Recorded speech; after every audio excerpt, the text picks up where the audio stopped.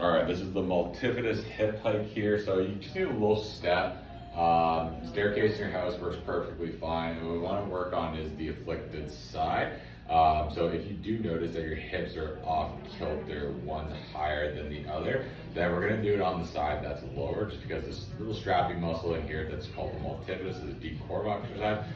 Sometimes we get tight on one side, and then other times it gets long on the other side. So if it's long, what happens is it gets weak, we need to activate it. I'm going to show on both sides here so you can see where it is. So again, if your right hip sits lower than your left, you only want to do this on your right side. If your left side sits lower than your right, you only want to do this on the left side. You don't need to do this on both sides. All right, so what we do here is just make sure you have something that you can grab onto.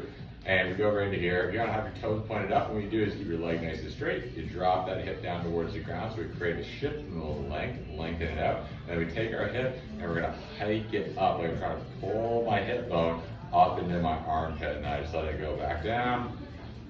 And then I squeeze and drive right on up here. So I'm pivoting on the hip and extending up to the top. From the back side, looks like this, where I'm gonna use my left side. I'm gonna drop, and again, you can see my right side hip here is elevated, my left side's lower, and then I'm going to hike and squeeze up to the top. So I'm tilting, and I'm hiking up to the side.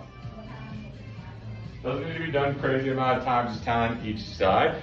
If you get prescribed this by me for your just hips in general, and you don't have one side off kilter, then you are going to do both sides. But again, if you have a hip hike, which is most likely the reason why I'm sending you this video, I only want you to do it on the lower of the two sides. So left side down, right side up.